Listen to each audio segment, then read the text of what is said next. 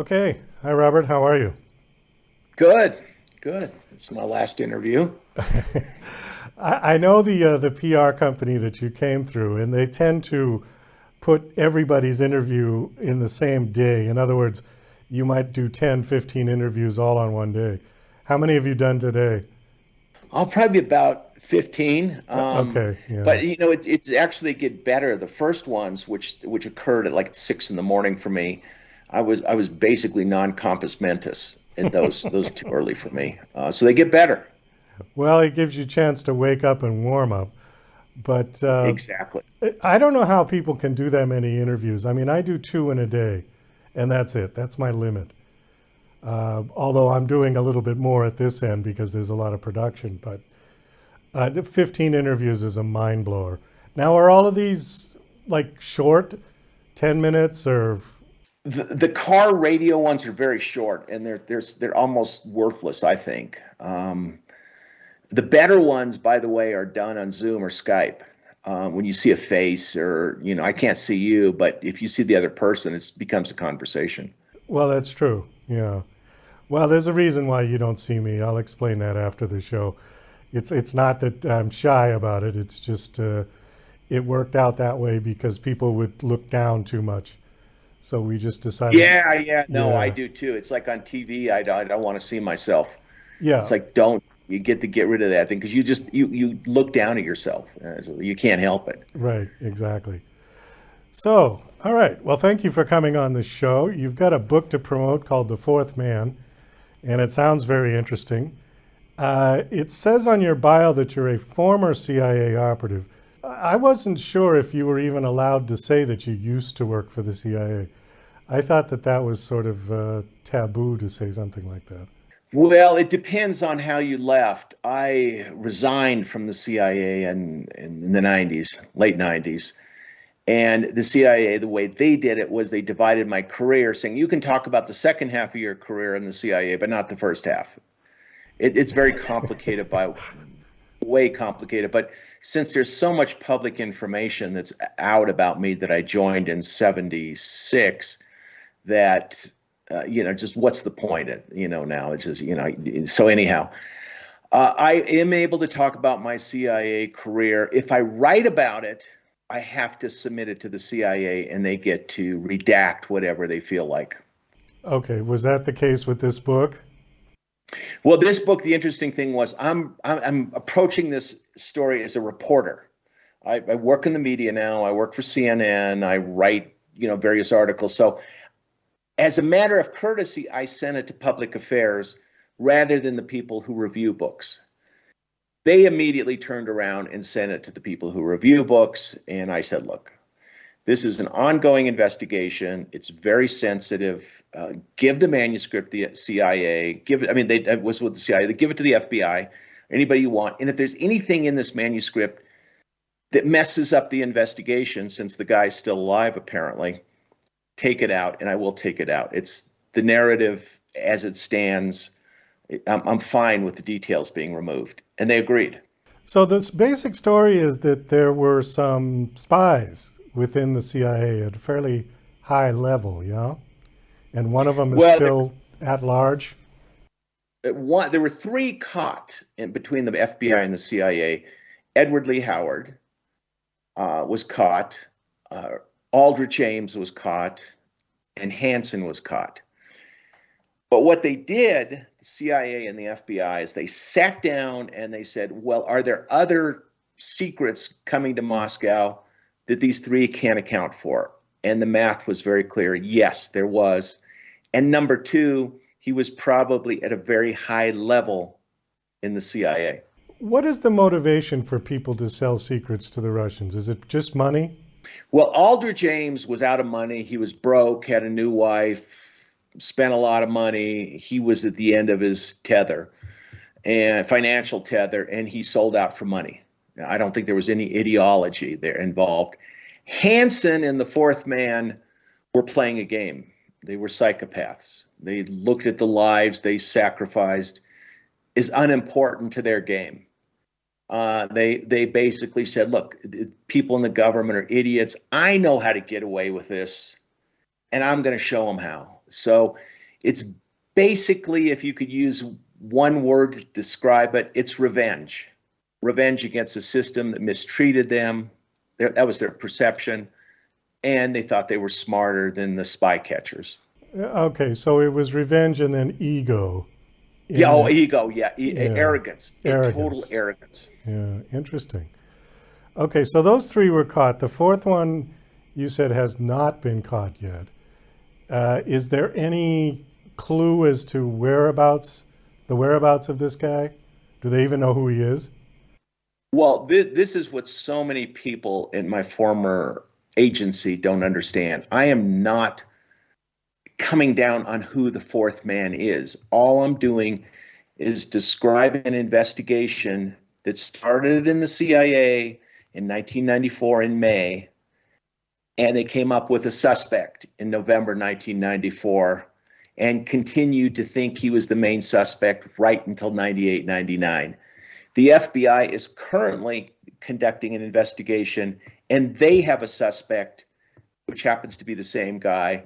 So I'm just simply passing on the narrative of what these two agencies believe. How does this relate to Putin? Because I see in the subtitle that it says, and the rise of Putin's Russia. Where's the connection with Putin in this?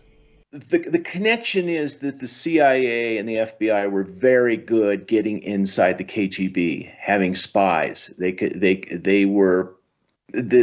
figured out that there was a Sino-Soviet split. It allowed Nixon to fly to China. They figured out what made the KGB work. They did very well, but as Putin comes to power in 1999, we were completely blind. So let's say somebody in Moscow pulled the American ambassador aside and said, hey, watch out for Putin. He's a bad guy. He's going to turn this country into a tyranny. He's going to invade Ukraine. As soon as the ambassador sat down and wrote a message to Washington, the fourth man tipped off the KGB, and that source was silenced. The same way with the KGB agents. So by 1999, when this coup is coming together, Putin was just the front man to it. We were completely blind in Moscow. In a way, it was a Pearl Harbor of sorts, because Russia is run by a deep state. There's no other way to look at it, and that's the KGB. But all through the 90s, as they were building this state, we didn't see it coming. Well, I find it interesting because back in the 80s when Reagan was president, and there was all this talk with Gorbachev and glasnost and the spirit of good friendship and all of this, the Berlin Wall comes down. Were we misled in the United States to think that the Soviet Union had collapsed, or at least it just collapsed as a facade, but it's still kind of functioning now? I couldn't put it in better words. We assumed in 91, after the coup against Gorbachev, that the KGB, it was over. The police state in Russia was finished. We just assumed that. I assumed it. I spent a lot of time in Russia in those days. I assumed they were the impotent force. They had no role in Russian politics and the rest of it. But in fact, they had simply withdrawn into the shadows and started to rebuild what is effectively the Soviet Union. And that's what we missed. All these KGB officers were plotting to take back over from Yeltsin, destroying Russian democracy in the end of it. And that's what we missed. And part of the reason is thanks to the fourth man made sure that we had no idea what was going on behind the Kremlin curtain or behind the Russian curtain at all. That's very interesting, because when you see Putin's actions now in Ukraine, it doesn't look like anything has changed except for the flag. Well, I think it's changed because Putin is the worst of the KGB. He was a counterintelligence officer when he was assigned to Leningrad, and he's completely conspiratorial and demented, even to the point of he believes that the CIA is behind demonstrations, behind everything, which is just wrong.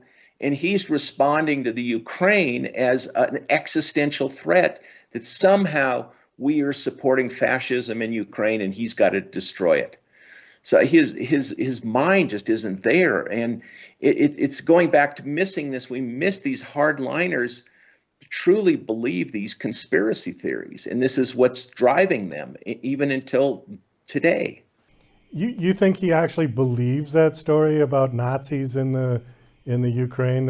Yeah, yeah, he believes. I mean, look, I know the guy who put the Azov battalion together, Kolomoisky. I've sat down with him at dinner and a bunch of times. He's Jewish.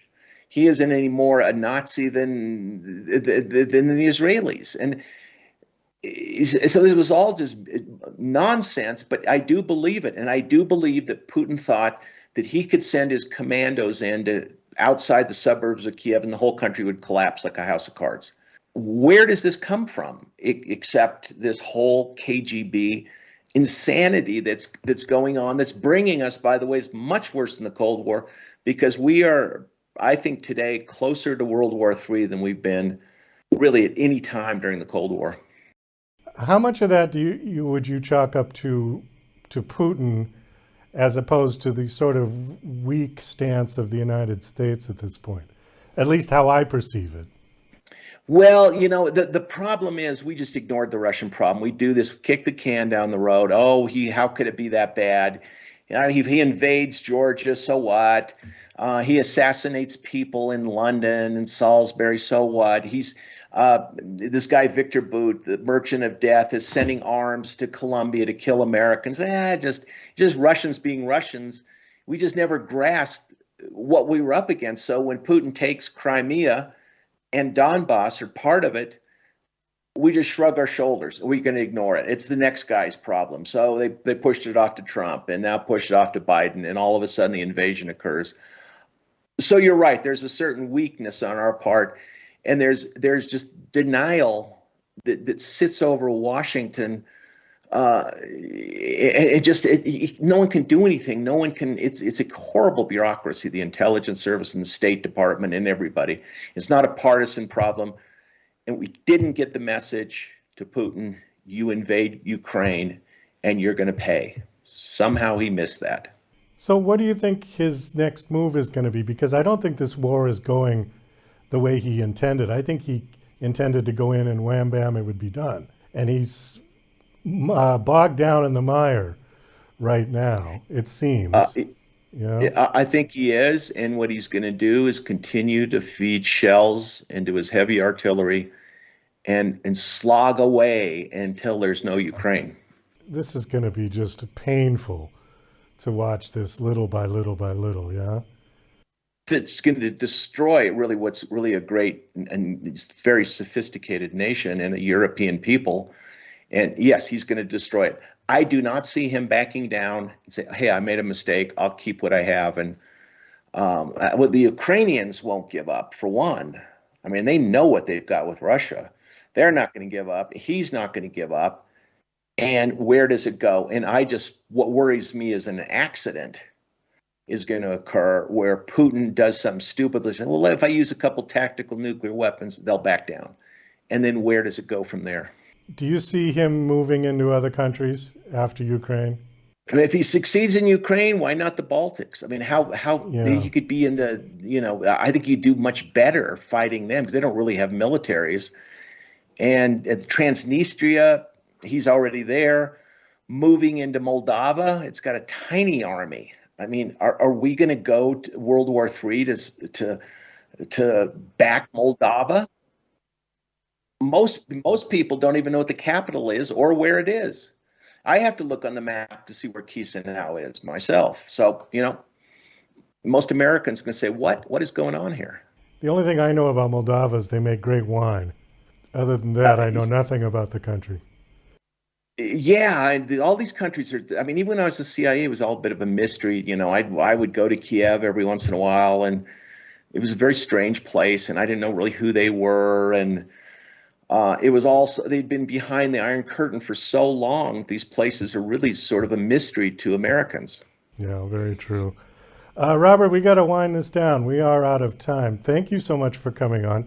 My guest is Robert Baer. His book is called The Fourth Man. The book is out now. Yes? Yes, it's out. You can get it on Amazon. You get in bookstores for the time being. And this, thanks a lot, Doug. It was a great interview. Okay. Do you have a website you want to give out? Personal one or one for the I book? don't have a website. I don't do Twitter. I don't do Facebook. Okay. It just it takes me so long to write a book. That's enough for me. All right. Very good. So we'll just send people onto Amazon to look for the book.